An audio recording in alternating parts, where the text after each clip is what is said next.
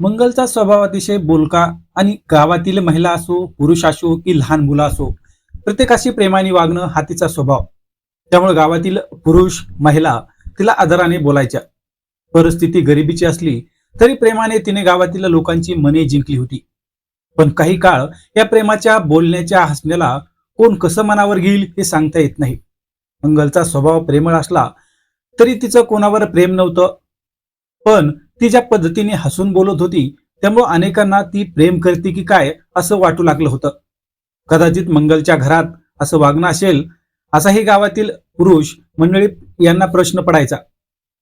मंगलच्या अदानी तर गावातील पुरुषांनाही भुरळ पडली होती. पण करणार काय, ती कोणाच्याही जवळ जात नव्हती.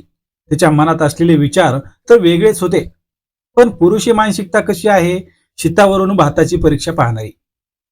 मंगल हसते म्हणजे तिला आपल्याकडून काहीतरी पाहिजे असणार म्हणून तर ती हसत असेल या विचाराने पछाडलेले गावातील पुरुष आता तिच्या पाठीमागे तर लागले होते.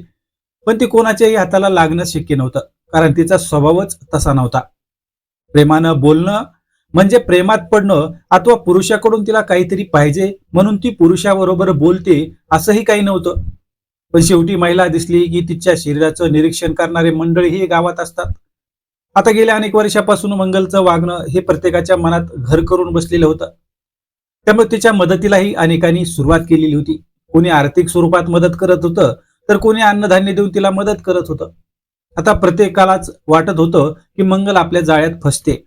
पण मंगलच्या आयुष्यात अशी एक घटना घडली की गावातील पुरुष मंडळीची पूर्णपणे निराशाच झाली. कारणही त्याला तसंच होतं. सर्वांशी मिळून मिसळून वागणाऱ्या मंगलच्या बाबतीत नेमकं काय घडलं होतं तेच आपण या व्हिडिओच्या माध्यमातून जाणून घेणार आहोत. चॅनलवर नवीन असाल तर सबस्क्राईब करा, कारण आपण नवीन घटना कथेच्या स्वरूपात देण्याचा प्रयत्न करत असतो.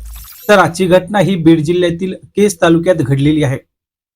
यातील सत्यता नेमकी काय आहे तेच आपल्याला या व्हिडिओच्या माध्यमातून जाणून घ्यायचं आहे. केज तालुक्यातील ऐसूपडगाव पोलीस ठाणे आहे. या पोलीस ठाणे अंतर्गत हे गाव येतं आणि या गावात राहणारी मंगल नावाची महिला, वय वर्ष साधारण 40 वर्ष पार केलेले होते आणि तिच्या अंगातील तारुण्य अजूनही टवटवीत दिसत होतं. म्हणून पुरुषी नजर तर तिच्यावर जातच होती. पण मंगलच्या स्वभावाने तिने अनेकांना जिंकले देखील होतं. वेळ आणि काळ सांभाळून तिचं बोलणं होतं. पण गावातील पुरुषांच्या तिच्यावर पडत असलेल्या नजरेला मंगळ ओळखू शकली नव्हती. मंगलच्या स्वभावामुळे गावातील काही महिलांनी देखील स्वतःला आवर्त घेत जाग असं म्हणून सांगितलेलं होतं.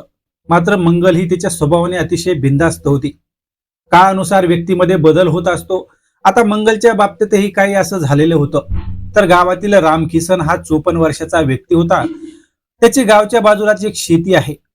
त्यामुळे तो सकाळीच शेताच्या दिशेने जायचा. शेतात भाजीपाला लावलेला होता, त्यामुळे तो आठवडी बाजारालाही भाजीपाला घेऊन जायचा. कधी कधी गावातही तो भाजीपाला विकायचा. या रामकिसनची आणि मंगलचाही परिचय झालेला होता. त्यांच्याशी ती प्रेमाने गप्पा देखील मारायची. त्यामुळे रामकिसन याने मंगल हिला एक दिवस शेतात येण्यास सांगितलं. शेतातील ताजा भाजीपाला देतो असं म्हणून त्याने मंगलला बोलावलं होतं. बुधवारचा दिवस होता. 24 डिसेंबर 2025 रोजीची तारीख होती. सकाळी 9 वाजलेले होते. मंगल ही रामकिसनच्या शेतात निघाली होती. घरातील काम तर आवरायची राहिली होती. पण रामकिसन पुन्हा बाजाराला जायचा म्हणून मंगल रामकिसनच्या शेताकडे लवकरच निघाली होती. काही वेळातच मंगल ही शेतात पोहोचली.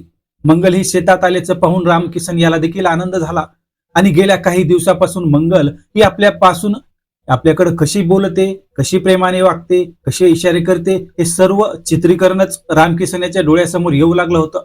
म्हणजे तिला माझ्याकडून काहीतरी पाहिजे असेल, त्यामुळेच ती एकांत गाठून मी बोलवल्यानंतर शेतात भेटायला आली असंही त्याच्या मनात चित्र निर्माण होऊ लागलं होतं. एका प्रकारे या सर्व विचाराने रामकिसनच्या मनात आनंदाचा बहर आलेला होता. मंगल ही शेतात आल्याबरोबर मी भाजीपाला तोडून आणतो असं तो तिला म्हणू लागला. नाहीतर तू देखील माझ्या बरोबर भाजीपाला तोडायला चल असं देखील त्याने सांगितलं. मात्र रामकिसन हा मंगलला बोलता बोलता दोघेही शेतात एकटेच होते. रामकिसन याने शेताच्या सर्व बाजूनी नजर फिरवली तर कोणीच त्या ठिकाणी दिसत नव्हतं. त्यामुळे मंगल बरोबर आपण कार्यक्रम केला तर तिच्याही मनात काय आहे ते आपल्यालाही कळल. म्हणून भाजीपाला तोडता तोडता रामकिसन याने मंगलला धरलं आणि मोकळ्या शेतात खाली पाडलं. अचानक अंगावर आलेल्या प्रसंगामुळे मंगल घाबरली. तिला काहीच करता येईना. रामकिसन याने तर जंगली प्राण्याप्रमाणे तिच्या अंगावर तुटून पडायला सुरुवात केली होती. मंगल प्रचंड विरोध करत होती. ती घाबरलेली होती. पण रामकिसन याने मंगलला सोडलंच नाही. जेव्हा त्याने मंगल बरोबर संबंध पूर्ण केले तेव्हाच तिला जाग्यावरून उठता आलं. जे काही झालं होतं ते बरोबर नाही असं म्हणून मंगल त्या ठिकाणी त्याच्याशी भांडू लागली. मी तुम्हाला बोलते म्हणजे तुम्ही अशा प्रकारे गैरफायदा घेताल असं वाटलं नाही. कडाक्याच्या थंडीतही लालबुंद झालेल्या मंगलने शेतातून काढता पाय घेतला. पण त्याच वेळी रामकिसन याने तिला पुन्हा अडवलं. मी तुला पाहिजे तसेच केले आहे. जर तू हे कोणाला सांगितलं तर तुला जिवंत सोडणार नाही असं म्हणून तिने धमकी सुद्धा दिली. मंगलच्या मनात नसलेली गोष्ट तिच्या बाबतीत घडलेली होती. पूर्ण अंगाला साडीला माती लागलेली होती. जो काही प्रसंग झाला होता तो तिच्या डोळ्यासमोर येत होता. आपल्या बरोबर झालं ते अतिशय गैरप्रकारे झालेलं आहे. याची तक्रार केल्याशिवाय रामकिसन ठिकाणावर येणार नाही असंच आता मंगल विचार करत होती. माझ्या ओळखीचा गैरफायदा घेऊन त्याने माझ्यावर अत्याचार केला. त्याची शिक्षा तर त्याला मिळालीच पाहिजे असं म्हणून शेतातून निघालेली मंगल थेट इसू पोडगाव पोलीस ठाण्यामध्ये गेली. आता दुपारची वेळ झालेली होती. मंगल ही पोलीस ठाण्यात पोहोचली होती आणि तिच्याबरोबर जो काही प्रकार झाला होता तो तिने त्या ठिकाणी कथन केला. त्यानुसार इसू पोडगाव पोलीस ठाण्याचे PSI मच्छिंद्रनाथ शेंडगे यांच्या मार्गदर्शनाखाली भीमराव मांजरे, अमजद सय्यद व पोलीस हेड कॉन्स्टेबल मोरे यांनी घटनेचं गांभीर्य लक्षात घेतलं आणि थेट घटनास्थळ गाठलं. रामकिसन हा त्या शेतातच थांबलेला होता आणि मंगल बरोबर झालेल्या प्रकारामुळे तात्काळ घटनास्थळून पोलिसांनी त्याला पाहताच तात्काळ त्याला अटक केली आणि मंगल बरोबर झालेल्या प्रसंगाचीच त्याला आठवण करून दिली. मंगल ज्या पद्धतीने गावात वागत होती त्याचाच गैरफायदा रामकिसन यांनी घेतलेला होता. आता मंगल हिला गावात तोंड दाखविण्यासाठी सुद्धा जागा राहिली नाही.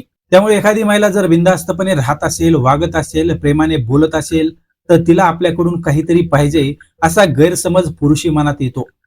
तो पहिल्यांदा बाहेर काढला पाहिजे, अन्यथा अशा प्रकारची घटना घडायला वेळ लागणार नाही. रामकिसन याला आता पोलीस कोठडी सुनावली आहे. मात्र निमित्त होतं भाजीपाल्याचं आणि शरीर संबंधाची वाट रामकिसन यांनी मोकळी करून दिली होती.